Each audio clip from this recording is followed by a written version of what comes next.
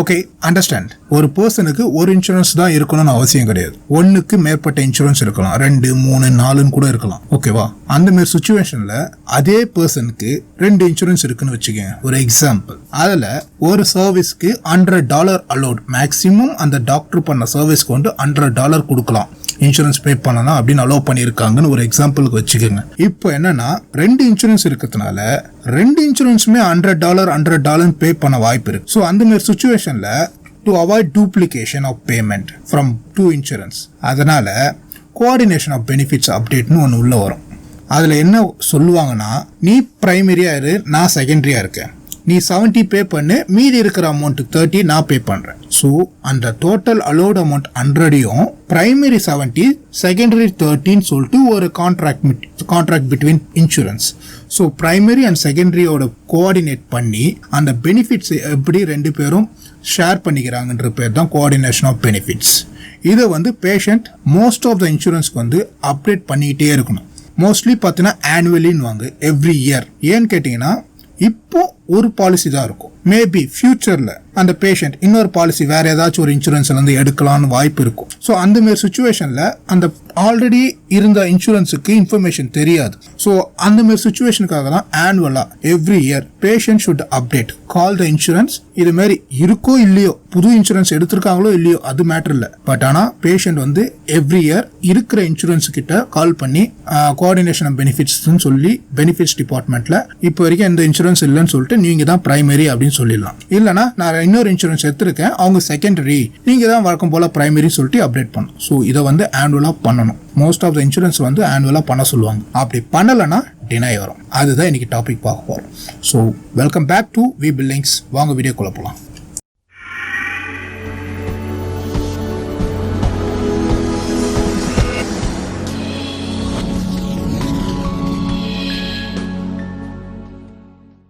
நான் ஒரு 3 எக்ஸாம்பிள் சொல்றேன். கோஆர்டினேஷன் பெனிஃபிட்ஸ் எப்படிலாம் ஆக்ட் ஆகுது. ஃபர்ஸ்ட், ஒரு ஹஸ்பண்ட் அண்ட் ஒய்ஃப் இருக்காங்க, 2 பேருக்குமே 2 இன்சூரன்ஸ் பாலிசி இருக்கு. இப்போ என்னன்னா, அந்த ஹஸ்பண்ட் அண்ட் ஒய்ஃபுக்கு ஒரு பையன் இருக்கான், சின்ன பையன், ஒரு 6-7 வயசு பையனை வச்சுக்கேன். இப்போ 2 பேருக்கும் டிவோர்ஸ் ஆயிடுச்சு. இந்த sense X husband or X wife அப்படிதான் வரும். அப்படி இருக்கும்போது பையன் வந்து அம்மா கூட இருக்கான். அம்மா கூட இருக்கும்போது பையனுக்கு வந்து 2 இன்சூரன்ஸ் ஆக்டிவா இருக்கும். எப்படி இருந்தாலுமே அப்பா ஒய்ஃப் எக்ஸ் ஹஸ்பண்டோட இன்சூரன்ஸும் அம்மாவோட இன்சூரன்ஸும் ஆக்டிவா இருக்கும். ஸோ இந்த இன்சூரன்ஸ்ல எது ஃபர்ஸ்ட் பே பண்ணும்? ஸோ அந்த மாதிரி இன்ஃபர்மேஷனுக்காக கோஆர்டினேஷன் பெனிஃபிட்ஸ் அப்டேட் பண்ணணும். அடுத்த எக்ஸாம்பிள் பார்ப்போம். நீங்க ஒரு கார்ல போயிட்டு இருக்கீங்க. கார்ல போகும்போது ஒரு நாய் குறுக்க வந்துடுச்சு, அதை இடிச்சிடுறீங்க. அந்த இடிக்கும் போது அடிச்ச பிரேக்ல உங்க காலம் அடிபட்டது காருக்குள்ள. அந்த மாதிரி சுச்சுவேஷன்ல உங்களுக்கு ஆட்டோ இன்சூரன்ஸ்னு ஒன்று ஆட்டோமேட்டிக்கா கவர் ஆகாத வாய்ப்பு இருக்கு. சேம் டைம் ஆல்ரெடி ஒரு மெடிக்கல் இன்சூரன்ஸ் வச்சிருப்பீங்க, லைக் ஏட்னா, சிக்னா, யூஹெச்சின்னு. ஸோ இப்போ இதில் 2 இன்சூரன்ஸ் எது பே பண்ணணும்? மோஸ்ட்லி பார்த்தீங்கன்னா இந்த இடத்துல வந்து மெடிக்கல் இன்சூரன்ஸ் பே பண்ணும். ரிமைனிங் ஏதாச்சும் பேலன்ஸ் கவர் ஆகாத பேமெண்ட்லாம் இருக்குல்ல, அதெல்லாம் வந்து ஆட்டோ இன்சூரன்ஸ் பேமெண்ட் பண்ணும். 3வது எக்ஸாம்பிள் பா. இப்போ ஒரு கடைக்கு போறீங்க, ஒரு சூப்பர் மார்க்கெட்னு வச்சுக்கீங்களேன். அங்கே பார்த்தீங்கன்னா யாரோ தண்ணி ஊற்றிடுறாங்க கடையில். அந்த டைம்ல நீங்க போகும்போது அந்த தண்ணியில கால் வச்சு வழுக்கி விழுந்துடுறீங்க. விழுந்ததுக்கு அப்புறம் என்ன ஆகும்னா அடிபட்டுருது. ஸோ இந்த மாதிரி சுச்சுவேஷன்ல வந்து அந்த கடைக்கு ஒரு இன்சூரன்ஸ் இருக்கும், டோட்டல் சூப்பர் மார்க்கெட்டுக்கும் ஒரு இன்சூரன்ஸ் கவரேஜ் இருக்கும். யாராச்சும் அடிப்பட்ட உழுந்தவங்களுக்கும் கவரேஜ் பண்ற மாதிரி ஒரு பாலிசி வச்சிருப்பாங்க.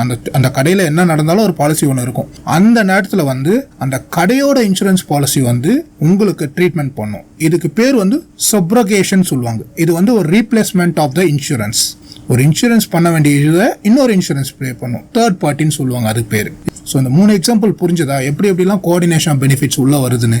ஸோ இதுக்காக தான் அந்த கோஆர்டினேஷன் ஆஃப் பெனிஃபிட்ஸ்லாம் ஃபர்ஸ்ட் அப்டேட் பண்ணணும், இன்ஃபர்மேஷன் ட்ரான்ஸ்ஃபர் பண்ணணும் பேருக்கு. அப்படி பண்ணும்போது எந்த ஒரு பிரச்சனையும் வராது, அவங்க ஹேண்டில் பண்ணிப்பாங்க. நான் பே பண்ணட்டுமா இல்லைனா சப்ரோகேஷன் பே பண்ணுமா? ஸோ அதெல்லாம் வந்து நம்ம பெனிஃபிட்ஸ் டிபார்ட்மெண்ட்டுக்கு இன்ஃபார்ம் பண்ணணும். ஓகே, எக்ஸாம்பிள் போதும். இப்போ டினைல்குள்ளே போகலாம். ஏஆர் காலர் எப்படி யூஎஸ் இன்சூரன்ஸ் கிட்ட கால் பண்ணி அந்த ரெப்பு கிட்ட என்னென்ன கொஸ்டின் கேட்கணும் சொல்ற டீடைல் இப்போ பார்க்க போறோம். கோஆர்டினேஷன் ஆஃப் பெனிஃபிட்ஸ் வந்து ஒரு 3 வகையான நேம்ல வர்றோங்க. எப்படின்னு பார்த்தீங்கன்னா, அடிஷனல் இன்ஃபர்மேஷன் ரிக்வஸ்டட் ஃப்ரம் பேஷண்ட்ஸ்னு ஒரு டினை வரும். அதுக்கப்புறம் பிரைமரி யூஓபி நீடட்னு ஒரு டினை வரும். அதுக்கப்புறம் டைரக்டாகவே கோஆர்டினேஷன் ஆஃப் பெனிஃபிட்ஸ் அப்டேட் நீடட்னு ஒரு டினை வரும். ஸோ இது 3மே வந்து ஒரே இன்ஃபர்மேஷன் தான். பட் ஆனால் அடிஷ்னல் இன்ஃபர்மேஷன்றது அதில் ஏகப்பட்ட இன்ஃபர்மேஷன் இருக்குது. அதில் ஒன் ஆஃப் த இன்ஃபர்மேஷன் தான் கோஆர்டினேஷன் ஆஃப் பெனிஃபிட்ஸ்னு. ஸோ அது அப்படியும் டினை வர வாய்ப்பு இருக்குது. இந்த மாதிரியும் பேர் வரும். அடிஷ்னல் இன்ஃபர்மேஷன் அப்படி வந்தால் கூட கோஆர்டினேஷன் ஆஃப் பெனிஃபிட்ஸ் டினைல் வர வாய்ப்பு இருக்குது. ஸோ அதனால் கால் பண்ணி இன்சூரன்ஸ் கிட்ட நீங்கள் கேட்கணும் என்ன அடிஷ்னல் இன்ஃபர்மேஷன் வேணும். அவன் சொல்லுவான் அந்த பேஷண்ட் கிட்ட இருந்து கோஆர்டினேஷன் ஆஃப் பெனிஃபிட்ஸ் இந்த இயருக்கு அப்டேட் வரல அப்படின்னு சொல்லுவோம். ஓகேவா? அதேமாரி ப்ரைமரி யோபி நீடுன்னு வரும்போது நமக்கு மோஸ்ட்லி ப்ரைமரி வந்து இவன் எதுக்கு ப்ரைமரி யோபி கேட்குறான்னு ஒரு டவுட்லேயே இருக்கும். அப்போ அவங்ககிட்ட கேட்கும்போது சொல்லுவோம் இதுமாரி என்ன மேட்டர்னா கோஆர்டினேஷன் ஆஃப் பெனிஃபிட்ஸ் அப்டேட் பண்ணல, அதேமாரி எங்களுக்கு ரிஃப்ளெக்ட் ஆகுது there is another insurance primary அப்படின்னு சொல்கிறதுக்கும் வாய்ப்பு இருக்குது. ஸோ அப்படியும் சொல்லும் போது நம்ம பேஷண்ட்டுக்கிட்ட கால் பண்ணி இதுமாரி இன்னொரு இன்சூரன்ஸ் இருக்காம என்ன மேட்ரு அப்படின்னு சொல்லிட்டு இன்சூரன்ஸ் கிட்ட கால் பண்ணி நீங்கள் இன்ஃபார்ம் பண்ணுங்கள் எது ப்ரைமரி எது செகண்டரின்னு அப்படின்னு சொல்கிறதுக்கும் கோஆர்டினேஷன் பெனிஃபிட்ஸ் அப்டேட்னே வரும்.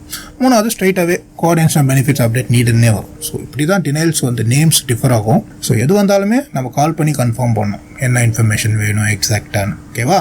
ஸோ ஆஸ் யூஷுவல் கால் பண்ண உடனே எவ்ரி டினைலுக்கும் நீங்கள் கேட்க வேண்டிய 3 கொஸ்டின் என்ன?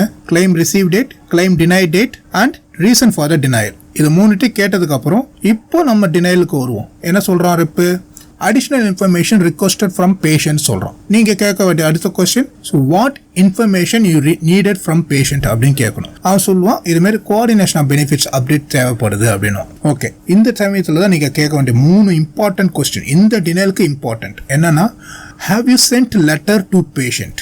ஏதாச்சும் லெட்டர் அனுப்பிச்சிங்களா பேஷண்ட்டுக்கு இது அப்டேட் பண்ண சொல்லின்னு கேட்கணும். அவன் செக் பண்ணி பார்த்து சொல்லுவான் அனுப்பிச்சிருக்கோம், மே மாதம் ஒரு லெட்டர் அனுப்பிச்சிருக்கோம், அந்த டேட் கொடுங்க அப்படின்னு வாங்கிக்கங்க, மென்ஷன் பண்ண நோட்ஸில். இதுமாரி 5/8/2020 நாங்கள் ஒரு லெட்டர் அனுப்பிச்சிருக்கோம். இப்போ நீங்கள் கேட்க வேண்டிய அடுத்த கொஸ்டின், அதுக்கு ஏதாச்சும் ரெஸ்பான்ஸ் வந்ததா பேஷண்ட் கிட்ட இருந்துன்னு கேட்கணும். பேஷண்ட் கிட்ட இருந்து ரெஸ்பான்ஸ் வந்ததுக்கா வரலையான்னு அவன் செக் பண்ணி பார்ப்பான். ரெஸ்பான்ஸ் வரலன்னா ஓகே ரெஸ்பான்ஸ் வரலன்னு. ஸோ இப்போ நீங்கள் அடுத்த கொஸ்டின் என்ன கேட்கணும்னா, so far how many letter you have sent? ஒரு லெட்டர் தான் அனுப்பிச்சிங்களா இல்லை அதுக்கு மேலே 2-3 அனுப்பிச்சிருக்கீங்களான்னு கன்ஃபார்ம் பண்ணணும். அவன் சொல்லுவான் 2 அனுப்பிச்சிருக்கோம் அப்படின்னும் போது அந்த டேட்டும் கொடுங்க அப்படின்னு. ஜூன் மாதம் 8ஆம் தேதி எவ்ரி 30 டேஸ்க்கு ஒன்ஸ் லெட்டர் சென்ட் பண்ணுற மாதிரி அவங்க சைக்கிள் வச்சுருப்பாங்க. It's differ from insurance. ஓகேவா? இந்த இன்சூரன்ஸில் 30 டேஸ்க்கு ஒன்ஸ் லெட்டர் சென்ட் பண்ணுவோம் அப்படின்னும் போது ஓகே 2 லெட்டர் அனுப்பிச்சிட்டிங்க, அதுக்கு ஏதாச்சும் ரெஸ்பான்ஸ் வந்ததா? அதுக்கும் ரெஸ்பான்ஸ் வரல அப்படின்னும் போது இப்போது பார்த்தீங்கன்னா ஆகஸ்ட் 8க்கு மேலே போயிடுச்சு. ஸோ அதனால் நீங்கள் 30 நாள் தாண்டதுனால இன்னொரு லெட்டர் ரிக்வஸ்ட் பண்ணலாம். நீங்கள் சொல்லலாம் can you sent one more letter அப்படின்னு கேட்டிங்கன்னா அவன் சொல்லுவான் okay I can take this request, we sent one more letter to patient to update the coordination benefits. In case ஏதாச்சும் லெட்டருக்கு ரெஸ்பான்ஸ் வந்திருக்கு அப்படின்னு ரெப்பு நம்ம கிட்ட சொன்னாங்கன்னா ரெப்பு கிட்ட சொல்லி நீங்கள் ரீப்ராசஸ் எடுக்க சொல்லுங்கள். கிளைமை மோஸ்ட்லி எடுத்துப்பாங்க.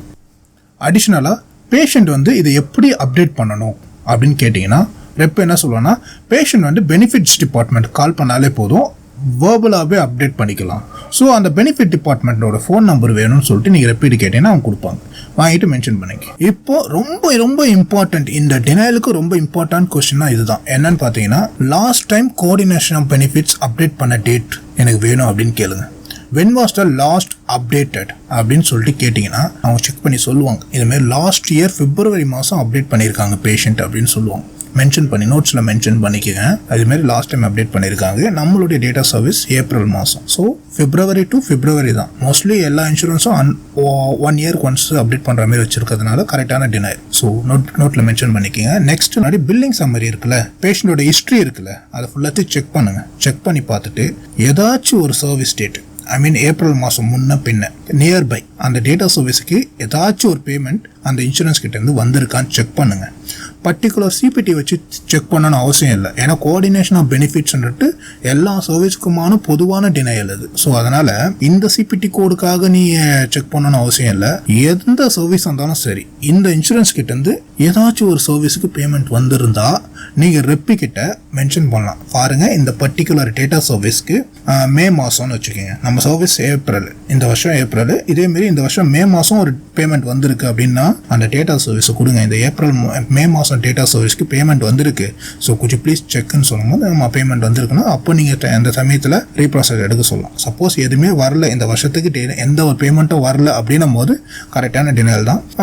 ஆஸ் யூஷுவல் எல்லா டினைலுக்குமே வந்து நீங்கள் ஒரு அடிஷ்னல் இன்ஃபர்மேஷனாக வாங்கி வச்சுக்கோங்க.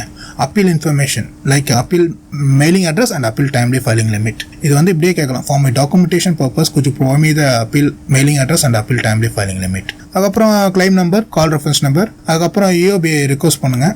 ஃபேக்ஸாவோ இல்லை மெயிலாவோ, அது உங்களுடைய இன்சூரன்ஸ் உங்கள் கம்பெனியை பொறுத்து. ஸோ ரிக்வஸ்ட் பண்ணிவிட்டு ஃபைனலாக ஒரு கொஸ்டின் கேட்டுக்கலாம், can we bill the patient அப்படின்னு கேட்டுங்க. கோஆர்டினேஷன் ஆஃப் பெனிஃபிட்ஸுக்கு வந்து இது கேட்கலாம், எஸ்ன்னு தான் சொல்லலாம். அப்டேட் பண்ணாதனால ப்ரொவைடர் நீங்கள் பேஷண்ட்டுக்கு பில் பண்ணிக்கலாம் அப்படின்றாங்க. ஸோ எஸ்ன்னு சொல்லிட்டாங்க. நோட் பண்ணிவிட்டு கிளைம் நம்பர், கால் ரெஃபரன்ஸ் நம்பர், தேங்க்யூன்னு சொல்லி எண்ட் பண்ணிவிடுங்க. ஸோ 3 முக்கியமான பாயிண்ட் என்னன்னு பார்த்தீங்கன்னா, லெட்டர் எத்தனை வாட்டி சென்ட் பண்ணியிருக்காங்க, ஏதாச்சும் ரெஸ்பான்ஸ் வந்திருக்கா, இல்லைனா இன்னொரு லெட்டர் சென்ட் பண்ணுங்கள். செகண்ட் பாயிண்ட் பார்த்தீங்கன்னா, coordination of benefits last time என்னைக்கு அப்டேட் பண்ணாங்க, அது வித்தின் 1 இயர்க்குள்ளே இருந்ததுன்னா you can ask the rep to reprocess. Third வந்து billing summary or history check பண்ணிவிட்டு நியர்பை டேட்டா சர்வீஸ் பேமெண்ட் வந்திருக்கு அப்படின்னா ரெப்பீட்டை கொடுத்து ரீப்ராசஸ் எடுக்க சொல்லலாம். ஸோ ஓகே கைஸ், இன்றைக்கி வீடியோ பார்த்தாச்சு. ஸோ நெக்ஸ்ட் வீடியோ வர வரைக்கும் stay tuned and take care and utilize your time. Bye bye.